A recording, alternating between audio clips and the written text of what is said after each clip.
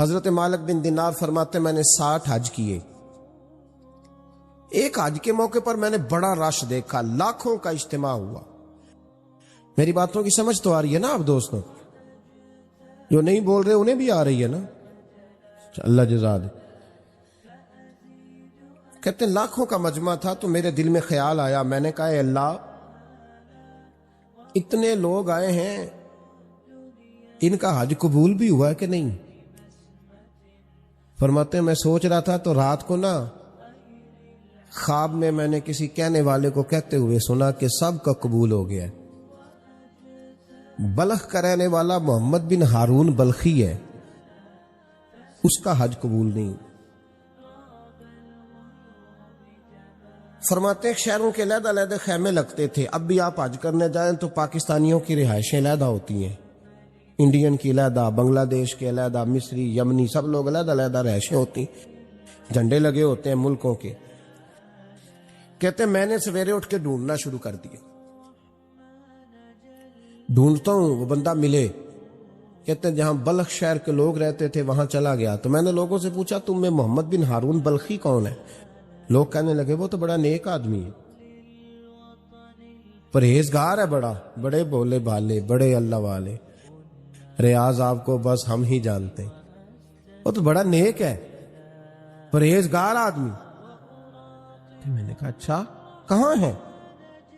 انہوں نے کہا پہاڑ کے پیچھے اس نے خیمہ لگایا ہوا ہے، ساری رات عبادت کرتا ہے، سارا دن روزہ رکھتا ہے، قائم اللیل ہے، صائم الدہر ہے. کیا بات؟ فرماتے ہیں میں ان لوگوں کی بات سن کے حیران ہو گیا کہ مجھے کیا بتایا گیا، یہ کیا کہہ رہے ہیں. فرماتے ہیں میں پہاڑ کے پیچھے گیا. حضرت مالک بن دینار علیہ رحمہ فرماتے ہیں جب میں وہاں پہنچا تو میں نے اس شخص کو مصلی پہ بیٹھے دیکھا. کثرت عبادت کے آثار اس کے وجود پر نظر آ رہے، سیدھا بازو اس کا کٹا ہوا تھا. فرماتے 2 رکعتیں مکمل کر کے نا میں نے اس سے السلام علیکم کہا تو مجھے کہنے لگا وعلیکم السلام، آپ مالک بن دینار ہیں؟ میں نے کہا بڑی اس کی فراست ہے. فرماتے پھر اس نے ٹھنڈی سانس لی، کہنے لگا آپ کو خواب آئی ہوگی کہ میرا حج قبول نہیں ہوا. فرماتے ہیں مجھ پر اور بجلی گری کہ کیا کہہ رہا. میں نے کہا یار لوگ بھی تیری تعریف کر رہے ہیں اور تیری بصیرت بھی بڑی ہے، تو یہ ماجرا کیا ہے؟ کہنے لگا آپ نہ پوچھیں. یہ کہہ کے اس نے رونا شروع کیا، دیر تک روتا رہا. میں نے کہا نہیں یار تو بتا. کہنے لگا نہیں آپ نہ پوچھیں، آپ ناراض ہوں گے. میں نے کہا میں نہیں ہوتا، تو بولنا. کہنے لگا حضور 24 سال ہو گئے مجھے حج کرتے ہوئے، 24واں حج ہے میرا، اور ہر سال کوئی اللہ کا ولی آ کے بتاتا ہے کہ جا چلا جا تیرا کوئی نہیں قبول ہوا.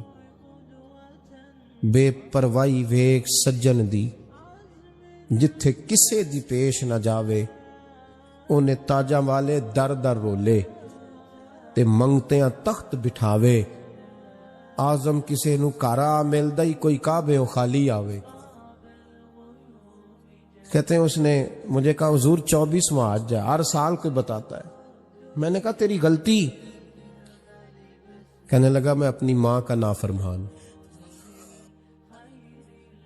میں نے کہا واقعہ کیا ہوا؟ کہنے لگا حضرت اللہ نے مجھے دولت دی، مال دیا، زمینیں دی تو میں عیاش ہو گیا. آپ یقین کریں اللہ لوگوں کو مال دیتا ہے تو وہ سمجھتے ہیں میری چلاکی سے آیا ہے، میں تیز بڑا تھا اس لیے آیا ہے، نافرمان ہوتے. لیکن جو رب لینا جانتا ہے دینا جانتا ہے وہ لینا بھی.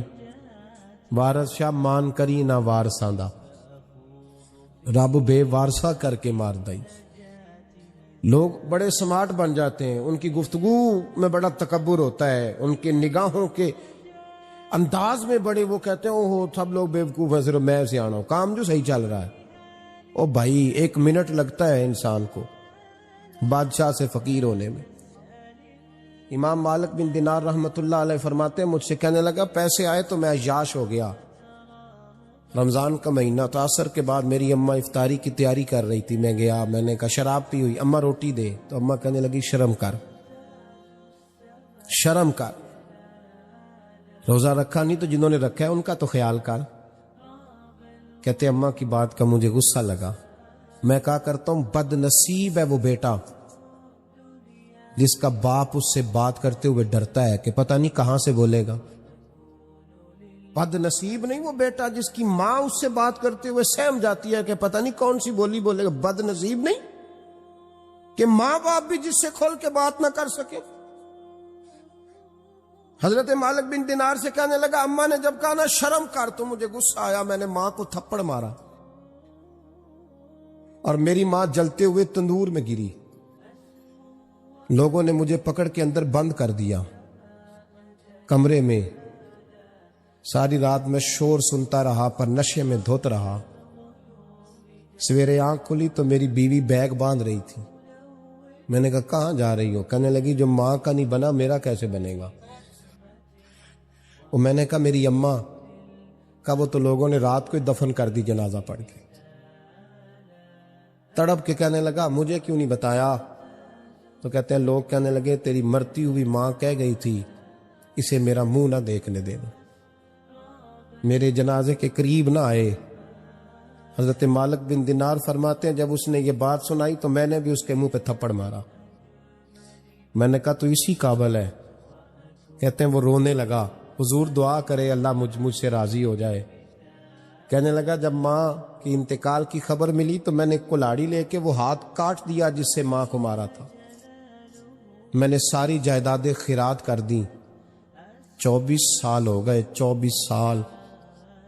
ساری رات نماز پڑھتا ہوں, روزہ رکھتا ہوں, حج کرتا ہوں, پر ہر سال کوئی آ کے کہتا ہے جا دوڑ جا تیرا کوئی نہیں قبول ہوا. حضور دعا کرے مالک راضی ہو جائے. فرماتے میں تھپڑ مار کے آ گیا. میں نے کہا تجھ سے راضی ہو جائے اتنے ظالم سے؟ امام مالک فرماتے ہیں رات کو آ کے سویا تو مجھے خواب میں رسول پاک کا دیدار ہوا. تو نبی پاک علیہ السلام نے فرمایا مالک تو اسے مایوس کیوں کر آیا ہے؟ اللہ تو بڑا مہربان ہے. کہا حضور ماں کے نافرمان کو معافی کیسے ملے گی؟ تو امام مالک فرمانے لگے نبی کریم نے فرمایا جا اسے جا کے بتا دے تجھے قیامت میں تیری ماں کی وجہ سے بخش دیا جائے گا. کہا حضور اماں کی وجہ سے کس طرح؟ تو محبوب فرمانے لگے اس کی ماں قیامت میں اس کے خلاف مقدمہ دائر کرے گی رب کریم کی عدالت میں. اے اللہ میں نے 9 ماہ پیٹ میں رکھا, درد سہ کے اسے جنا, جگر کا خون پلا کے پالا اور اسی نے مجھے قتل کیا. رب کریم اس کی ماں کا مقدمہ سن کے کہے گا اٹھاؤ اس کو دوزخ میں پھینکو, اس نے ماں جلائی تھی اسے بھی جلاؤ. محبوب فرمانے لگے جب پکڑ کر کے مالک اس کو محمد بن ہارون کو لوگ لے جائیں گے نا جہنم کی طرف, ابھی فرشتے گھسیٹیں گے ہی تو پلٹ کے پھر اماں کی طرف دیکھے گا اور دوسری دفعہ پھر گھسیٹیں گے تو پلٹ کے دیکھے گا اور تیسری دفعہ پھر پلٹ کے کہے گا اماں یہ مجھے جلانے لگے, اماں یہ جہنم میں پھینکنے لگے. میرے حبیب فرمانے لگے وہ جل کے مرنے والی ماں وہاں بھی بول پڑے گی, کہے گی یا اللہ چل میں نے معاف کیا تو بھی معاف کر دے. اے اللہ میں نے معاف کیا تو بھی معاف کر دے, اللہ تو معاف کر دے اسے, اللہ تو اس سے درگزر فرما, اسے معاف کر دے. میرے محبوب پاک علیہ السلام فرماتے رب کریم کہے گا اس نے تجھے جلایا تو کہے گی اللہ یہ تو بیٹا تھا اس نے جلا دیا, میں ماں ہوں, میرے سامنے جلے تو میں کیسے برداشت کر سکتی. فرمایا اس نے جلا کے مارا تھا پر اسی ماں کی وجہ سے رب کریم اسے جنت عطا فرمائے گا. پلٹا جا کے ماں کے پیروں میں بیٹھ, جا سویرے ان پڑھ باپ سے دعا کرایا کر, جا بالکل انگوٹھا چھاپ باپ سے صبح دعا کرایا کر, دیکھ رب کریم تیرے لیے رحمتوں کے دروازے کھول دے گا. اور آخری بات یہ بھی سن لیں, ماں باپ کے انتقال کے بعد رشتے ختم نہیں ہوتے. رشتے ختم کیا دعا مانگتے ہو نماز میں ربنا اغفر لی, اس کا مطلب ہے ماں باپ تو ہے نا, وہ جو اولاد بچپن میں چلی جائے گی نا نابالغی میں چھوٹے بچے وہ قیامت میں ماں باپ کی سفارش کریں گے. ماں باپ کے انتقال کے بعد بھی اعلیٰ حضرت فاضل بریلوی نے 12 حقوق لکھے ہیں ماں باپ کے فتاوی رضویہ میں. فرمایا ان کے دوستوں سے دوستی رکھ، انہوں نے وعدے کیے تھے وہ وعدے پورے کر، اگر ان کے ذمہ قرضے ہیں تو ادا کر، اور اگر تیرے ماں باپ جو نیکیاں کرتے تھے وہ نیکیاں جاری رکھ. اور امام جلال الدین سیوطی نے شرح الصدور میں لکھا ہے زمین پہ رہ کے غلط کام نہ کرنا، ورنہ فرشتے قبر میں جا کے تیرے ماں باپ کو کہیں گے تو کتنی بری اولاد پیدا کر کے آیا. اور فرمایا تو دنیا میں رہ کے اچھے کام کر، چاہے دعا مانگ چاہے نہ مانگ، فرشتے قبر میں جا کے کہیں گے کیا بات ہے تمہارے بیٹے کی، کیسا لال پیدا کیا ہے، دنیا خیر سے بھر دی ہے. اور بھائی مجھ سے کوئی بندہ پوچھے نا کہ ماں باپ کو اصالہ ثواب کا سب سے بہترین طریقہ، تو میں کہتا ہوں بیٹے نمازی ہو جاؤ. کیا کر؟ تاکہ ہر نماز کی آخری رکعت میں تو کہے ربنا اغفر لی. نماز اللہ کی، ذکر ماں باپ کا، اللہ نے رکھ دیا ہے ربنا اغفر لی.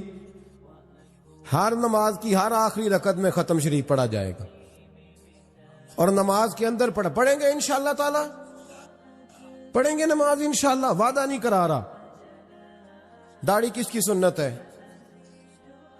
نہیں جنہ نہیں رکھی ہو بولو، جنہ رکھی ہو تو بولن ڈایا نے. کس کی سنت ہے؟ تو سرکار کے غلاموں نے رکھنی ہے کسی اور نے رکھنی ہے؟ غلام کہتے ہیں ابھی ہم نیک ہی نہیں، نیک ہوں گے تو رکھیں گے.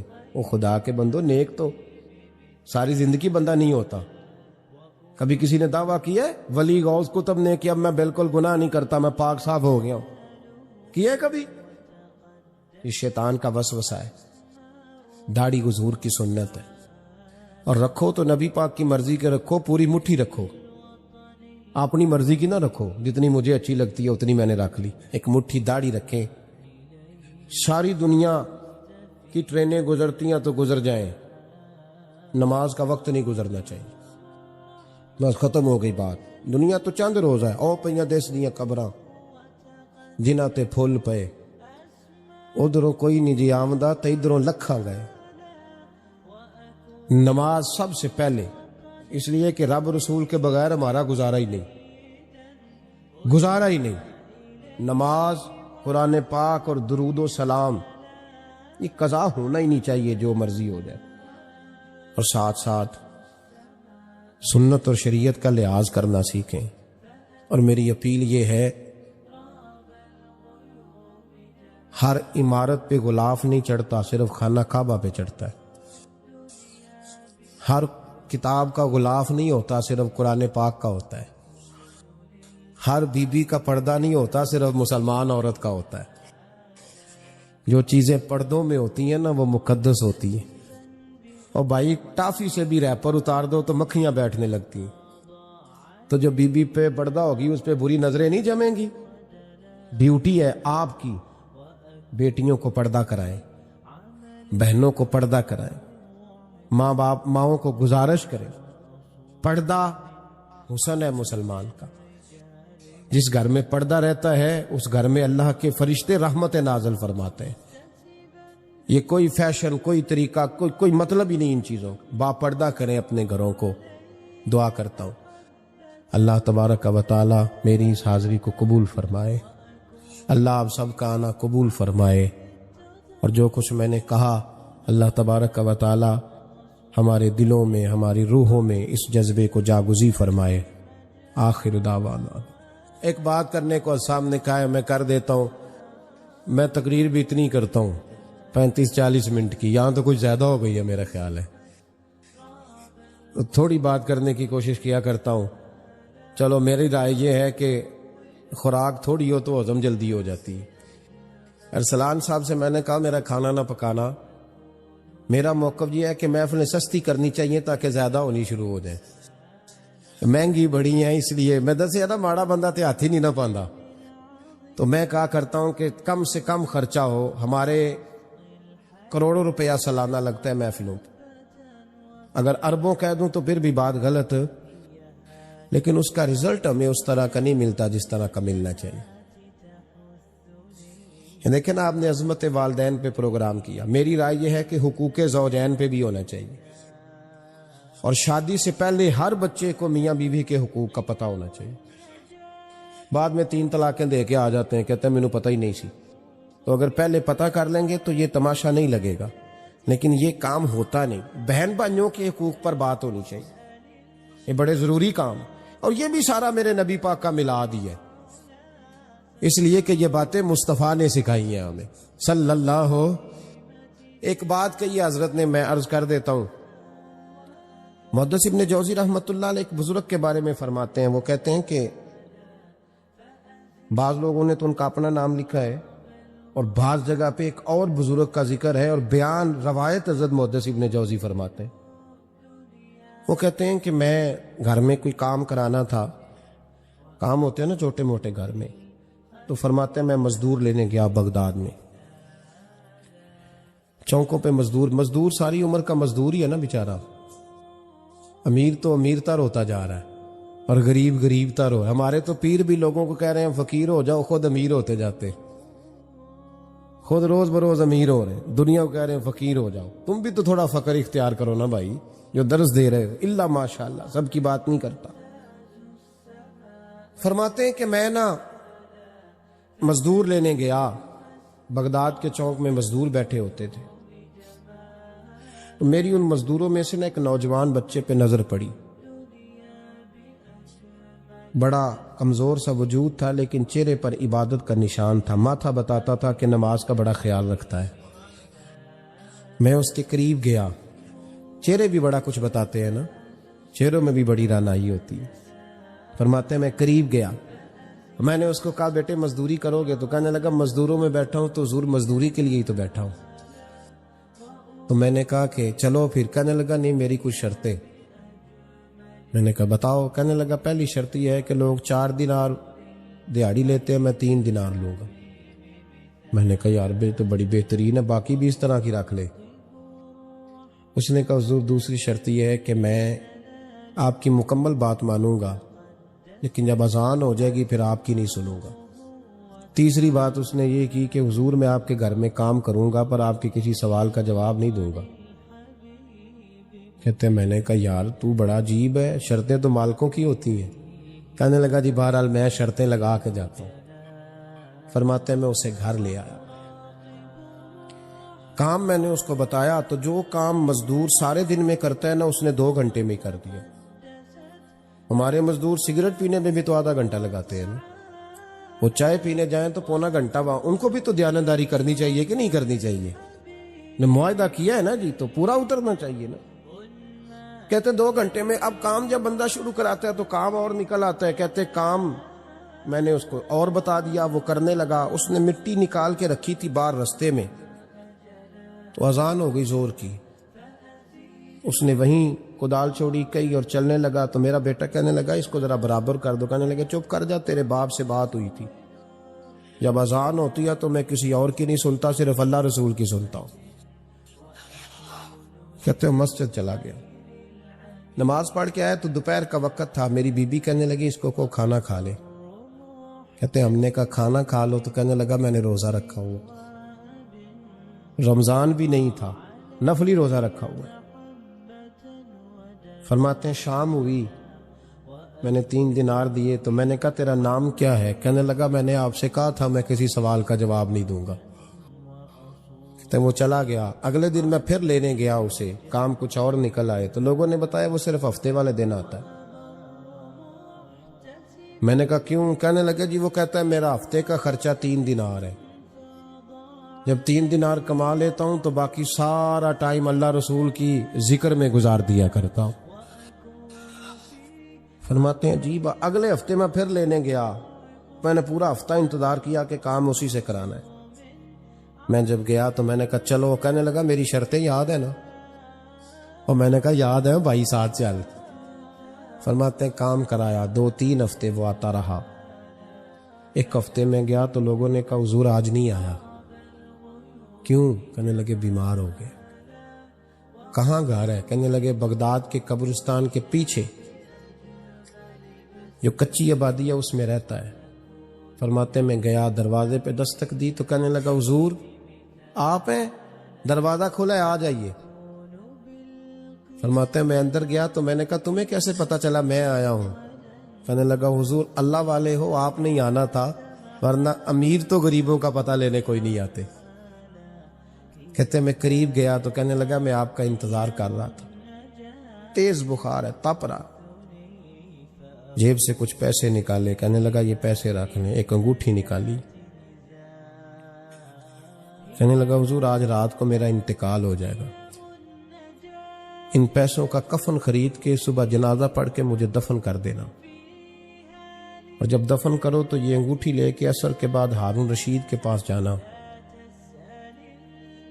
آپ اسے کہنا میں نے ملنا ہے، پر وہ آپ کو ٹائم نہیں دے گا، آپ اس کو آواز دیجئے گا کہ تیری ایک امانت ہے میرے پاس، پھر وہ آپ سے ملے گا تو انگوٹھی دے دے، پھر آپ میری طرف سے فارغ ہیں۔ حضرت فرمانے لگے تیرا نام؟ اور کہنے لگا حضور وقت تھوڑا ہے، آج رات میں نے جانا ہے، بڑی لمبی معافی مانگنی ہے رب کریم سے، اگر مناسب سمجھے تو مجھے اپنے رب سے تنہائی کرنے دے۔ فرماتے ہیں میں آ گیا، پر اس کی باتوں نے مجھے ہیں یہ میں یہاں حاضر ہوں، میں یہاں پہنچ گیا ہوں، میں یہاں سے نکل گیا ہوں۔ اب سارا دن سٹیٹس لگائے منع نہیں ہے، پر یہ کہ بھائی اپنے وجود سے کوئی کام بھی لے، کچھ ایسا کرے جس کی برکات مرنے کے بعد قبر میں بھی نصیب ہو، جس کی برکات مرنے کے بعد آخرت میں بھی نصیب ہو، جس کا کچھ نفع بھی حاصل ہو۔ اب تو ہم اپنے دینی کاموں کو بھی دنیا بنا لیتے ہیں، اس میں بعض اوقات اتنا دکھاوا ہو جاتا ہے کہ دینی کام دینی رہتا ہی نہیں، وہ دنیا بن جاتا ہے۔ میں نے آپ سے وعدہ کیا تھا لمبی چوڑی تقریر نہیں کرنی، پر ایک دو بات سنیں تاکہ اپنی بات کو سمیٹنے کی طرف آؤں۔